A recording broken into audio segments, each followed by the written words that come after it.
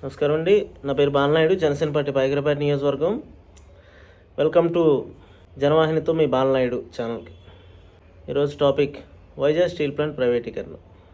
Vizag steel plant 1970లో Indira Gandhi గారు announce చేసిన తర్వాత మళ్ళీ వెనక్కి వెళ్ళిపోయి వేరే దగ్గరికి వెళ్ళిపోతున్నా దాన్ని చాలామంది పోరాటం చేసి బలిదానాలతో మనం సాధించుకున్నటువంటి విశాఖ ఉక్కు ఆంధ్రుల హక్కు కర్మాగారం. అయితే ఇది 1983లో స్థాపించబడింది. ఇంచుమించులు ఆ రోజుల్లోనే కురుపాం జమీందారులు వాళ్ళు సుమారు వాళ్ళకు ఉన్నటువంటి అంటే విజయనగరం జిల్లా నాటి విజయనగరం జిల్లాకి సంబంధించి కురుపాం సంస్థానానికి సంబంధించి ఒక 6,000 ఎకరాలు ఉంటాయి. అవి కూడా స్వచ్ఛందంగా వాళ్ళు ఇచ్చారు. అదేవిధంగా అక్కడ ఉన్నటువంటి చుట్టుపక్కల ఉన్నటువంటి కొన్ని గ్రామాలకు సంబంధించినటువంటి రైతులు ఆ తీర ప్రాంతం చాలా ఊర్లన్నీ కూడా ఖాళీ చేయించి ఇంచుమించులుగా 30,000 ఎకరాల పైచీలకు వైజాగ్ స్టీల్ ప్లాంట్ వరకు ఇవ్వడం జరిగింది ఆనాటి రోజుల్లో. వైజాగ్ స్టీల్ ప్లాంటు 15,000 కోట్లు రమారమి దాని టర్న్ ఓవర్ ఉంటుంది. ఇంచుమించు అఫీషియల్గానే 35,000 కోట్ల రూపాయల అసెట్స్ ఉన్నాయి దానికి. అన్అఫీషియల్గా ఇంకెన్ని వేల కోట్లు చేస్తాయో ఆ అసెట్స్ మీరు అర్థం చేసుకోండి. అయితే ఈ స్టీల్ ప్లాంట్ని ప్రైవేటైజేషన్ చేస్తారంటారు. అంటే ప్రైవేటైజేషన్ చేయడం అనేది పక్కన పెడదాం ఫస్ట్. కానీ ఇంత గొప్పగా సాధించుకున్నటువంటి స్టీల్ ప్లాంటు ఇంచుమించులో 70 లక్షలు అంటే 7 మిలియన్ టన్స్ పర్ యానం కెపాసిటీతో రన్ అవుతున్నటువంటి స్టీల్ ప్లాంటు ఎంత లాభాల్లో ఉండాలి ఒకసారి ఆలోచించుకోండి. నవరత్న కేటగిరీలో ఉన్నటువంటి government sector public sector unit company ఎంత లాభాలు సాధించాలి, ఎంత లాభాలు గడించాలి. మరి ఒక చిన్న ప్రైవేట్ ఫ్యాక్టరీ పెడితేనే ఈరోజు ఒక 20 కోట్లు పెట్టో, ఒక 50 కోట్లు పెట్టో, 100 కోట్లు పెట్టో ఒక ప్రైవేట్ ఫ్యాక్టరీ పెడితే దాని లాభాలు ఏ సంవత్సరం పెరుగుతూ ఉంటాయి. ఎందుకు? అందులో ఉన్నటువంటి మ్యాన్ పవరు ఆ విధమైనటువంటి వర్క్ స్కిల్ని చూపించి వాళ్ళు దాన్ని పెంచుతారు. కానీ స్టీల్ ప్లాంట్కి వచ్చేసరికి సహజ సిద్ధంగా ఏదైతే గవర్నమెంట్ సెక్టర్లో జరిగేది ఏదైతే ఉంటుందో అదే జరిగింది ఇక్కడ. ఎందుకనంటే మీరు 1990 తర్వాత చూసుకుంటే దాని లాభాలు ఫ్లక్చువేషన్ పెరగడం తగ్గుతూ ఉంటాయి. ఎక్కడైనా ఇది జరుగుతుంది. కానీ మరీ దారుణంగా లాస్ రావడం ఒక సంవత్సరం లాస్ రావడం, అదేవిధంగా ఖర్చులు పెరగడం, ఇవన్నీ చూసి గవర్నమెంట్ ఏం చేసిందంటే బీజేపీ గవర్నమెంటు మన యొక్క జీడిపిని గ్రాస్ డొమెస్టిక్ ప్రోడక్ట్ని పెంచాలనే ఉద్దేశంతో ఏం చేస్తుందంటే మేక్ ఇన్ ఇండియా అని చెప్పి మేక్ ఇన్ ఇండియా ప్రోగ్రెస్లో భాగంగా చాలా కంపెనీని ఇంపోర్ట్స్ని చాలా వరకు కంట్రోల్ చేసి ఎక్స్పోర్ట్ని పెంచుతున్నారు. అలాగే ఎక్స్పోర్ట్ చేయడానికి మన యొక్క మ్యానుఫ్యాక్చరింగ్ క్యాపబిలిటీస్ని గవర్నమెంట్ ఆఫ్ ఇండియా పెంచుతూ ఉంది. మరి అలాంటప్పుడు చాలా ప్రైవేట్ కంపెనీలకి సులువైనటువంటి సింగిల్ విండో విధానాలు ప్రవేశపెట్టడం, లైసెన్సింగ్లు ఇవన్నీ చేస్తున్నారు. అయితే ఈ విధంలోనే మరి ఇక్కడ స్టీల్ ప్లాంట్ లాంటి కొన్ని కంపెనీలు ఏవైతే ఉన్నాయో అవి కూడా మ్యానుఫ్యాక్చరింగ్ యూనిట్సే కాబట్టి అవెంత లాభాలను ఆర్జించాలి, అవంత మ్యానుఫ్యాక్చరింగ్ని తీసుకెళ్ళాలి. అప్పుడు మ్యాన్ పవర్ అంతా కలిపి ఏదైతే నాకు స్టీల్ ప్లాంట్లో ఉద్యోగాన్ని గర్వకారణంగా చెప్పుకొని స్టీల్ ప్లాంట్లో ఉద్యోగం కోసం కష్టపడతారో వీళ్ళందరూ కూడా స్టీల్ ప్లాంట్లో ఉద్యోగానికి వెళ్ళిన తర్వాత అందరూ ఇది మనదే అని చెప్పి భావంతో కష్టపడి పనిచేసి ఉండుంటే ఈరోజు ఇన్ని వేల కోట్ల రూపాయల విలువైనటువంటి స్టీల్ ప్లాంటు ఇప్పుడు నిత్య కళ్యాణం పచ్చదోరణంగా దినదినాభివృద్ధి చెందుతూ లాభాల బాటలోనే నడిచేది కదా. మరి నష్టాలకు తీసుకెళ్లారు. నష్టాలకు గల కారణాలు ఎవరు? అది ప్రభుత్వాలు కావచ్చు, అందులో ఉన్నటువంటి స్వయంకృత అపరాధంతో చేసుకున్నట్టు ఎంప్లాయీస్ కాదు. అయితే ఎన్ని చేసుకున్నా కూడా దీన్ని ప్రైవేటైజేషన్ చేయడం అనేది అది కరెక్ట్ అయినటువంటి విషయమా లేదా అని ప్రభుత్వం పునరాలోచించుకోవాలి. దీని మీద ఈరోజు పవన్ కళ్యాణ్ గారు కూడా ఒకటే చెప్తున్నారు. ఆ రోజు ఇది ప్రైవేటైజేషన్ పూర్తి స్థాయిలో అని ఎప్పుడు వచ్చింది? లాస్ట్ టైం జగన్మోహన్ రెడ్డి గారు గవర్నమెంట్లో ఉన్నప్పుడే కదా. ఆ టైంలో అందరం కలిపి వెళ్ళి దీని మీద ఉమ్మడిగా పోరాడి దీన్ని ప్రైవేటైజేషన్ చేయకుండా ఆపుకుందాం, దీనికి ప్రైవేట్గా కొన్ని గనులు కేటాయించమని, ఎందుకంటే ల్యాకింగ్ ఉంది కాబట్టి దాన్ని మనం సాధించుకుందాము, అఖిలపక్షంగా వెళ్దామని ఆ రోజు ఆయన గాజువాక నియోజకవర్గ పరిధిలో వస్తుంది. గాజువాక నియోజకవర్గ పరిధిలో వచ్చినా ఆయన ఆ రోజులోనే ఆయన ఓడించినా సరే ఆయన దాని కట్టుబడి విశాఖ ఉక్కు కోసం ఆయన అక్కడ పెద్ద భారీ సభ పెట్టి తన నిరసన వ్యక్తం చేయడమే కాకుండా ప్రభుత్వం దగ్గరికి వెళ్ళి ఇప్పటికైతే మీరు దీన్ని హోల్డ్లో పెట్టని చెప్పి తనకున్న పరిచయాలతో అతనికి ఆ రోజున ఈ వ్యవస్థలో ఏ విధమైనటువంటి హోదా లేకపోయినా తనకు సాయశక్తిలో తను కృషి చేయడం జరిగింది. అయితే ఆ రోజు మరి ఉన్నటువంటి గవర్నమెంట్ ఆఫ్ ఆంధ్రప్రదేశ్ జగన్మోహన్ రెడ్డి గారు ముఖ్యమంత్రిగా ఉంటుండగా ఆయన ఏం చేశారు? ఆయన ఎప్పుడు ఢిల్లీ వెళ్ళినా సరే ఫుల్ మెజార్టీ ఇస్తే ప్రత్యేక హోదా తెస్తానన్న వ్యక్తి ఇంచుమించులో ఆయనకి 25 సీట్లలో ఇంచుమించులో 22 సీట్లు ఇస్తే ఆయన ఏం చేసాడు వీళ్ళంటే ఎప్పుడో ప్రభుత్వం దగ్గరికి, ఎప్పుడు గవర్నమెంట్ దగ్గరికి, ఎప్పుడు అమిత్ షా గారి దగ్గరికి, కేంద్రం దగ్గరికి ఎప్పుడు వెళ్ళినా సరే ఆయన పెట్టేది ఏంటంటే ఆయన కేసుల కోసం మాట్లాడుకున్నాడు తప్పించి ఏనాడైనా ఆ రోజున దాదిలోనే చిదిమేసి విషయం తీసుకొచ్చి దీన్ని అసలు మీరు పట్టించుకోవద్దు, ఇది వస్తే ఇది ఒక ఆంధ్రుల యొక్క సెంటిమెంటు కాబట్టి మీరు దయచేసి ఆలోచించండి. వేల కోట్ల లక్షల కోట్ల విలువైనటువంటి ప్రజల నుంచి తీసుకున్నటువంటి ల్యాండ్ బ్యాంక్ ఉంది. కావున మీరందరూ ఆలోచించండి. దీని మీద ఎంతోమంది ఎంప్లాయీస్ వీళ్ళందరూ ఉంటున్నారు అని చెప్పేసి దీనికి గనులు కేటాయించుకోమని చెప్పి బలంగా పోరాడాల్సింది పోయి తూతూ మంత్రంగా ఒకసారి పంపించి లెటర్ రాసేసి ఒకసారి 2 సార్లు అడిగేసి వదిలేశాడు.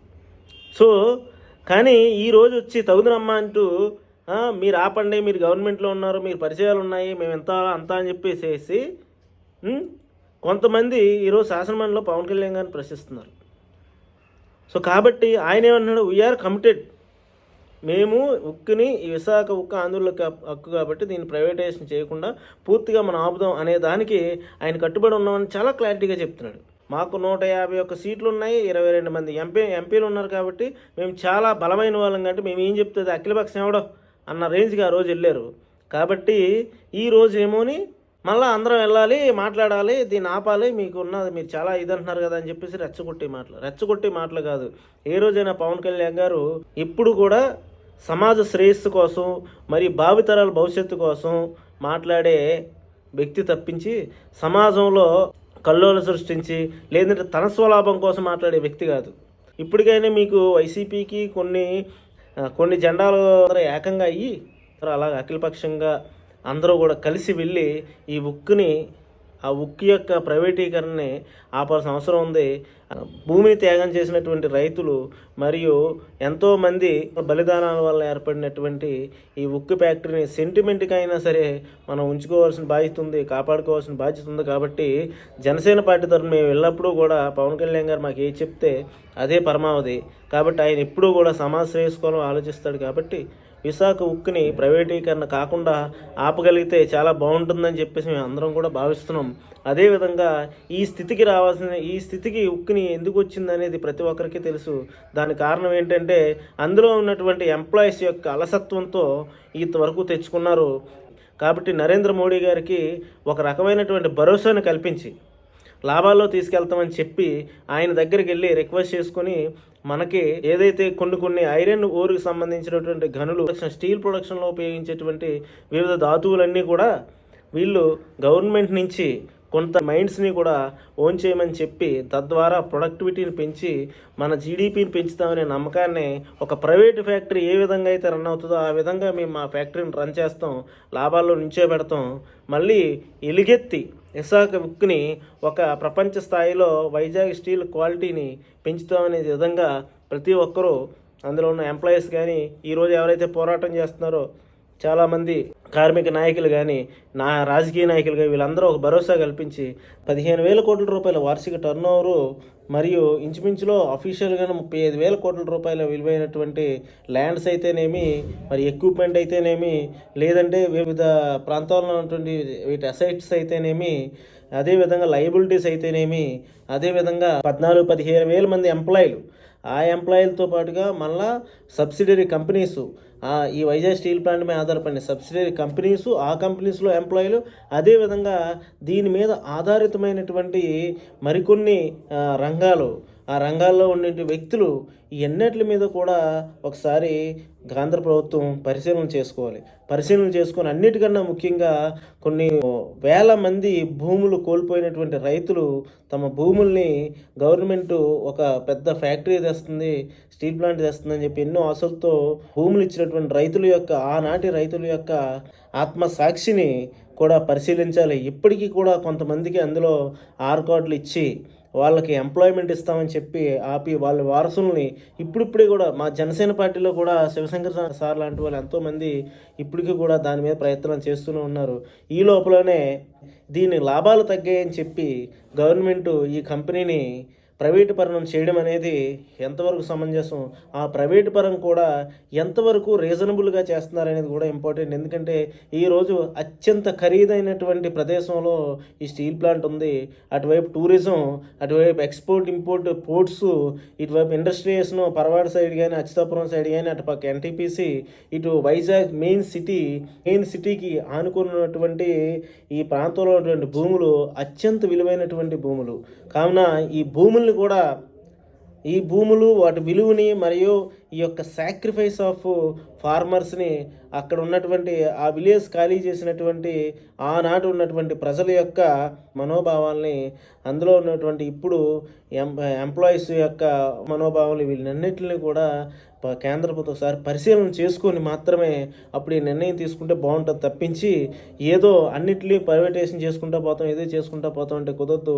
తదనుగుణంగా ఎంప్లాయీస్ని కానీ స్కిల్డ్ మ్యాన్ పవర్ని కానీ రిక్రూట్ చేసుకోవడం కానీ, అదేవిధంగా ఈ కంపెనీకి స్టీల్ ప్లాంట్కి అదనంగా కొన్ని గనులు కేటాయించడం, లేకపోతే ఇంపోర్టెడ్ ఊర్ని ఈ అత్యంత చౌకగా అదానీ లాంటి కంపెనీలకి ఈరోజు వస్తుంది కాబట్టి పోర్టులు కూడా వాళ్ళే ఉన్నాయి, వాటి నుంచి వీటికి అటాచ్ చేసి ఇచ్చి తదనుగుణంగా దీని ప్రొడక్టివిటీని పెంచాలి, ప్రొడక్షన్ పెంచాలి.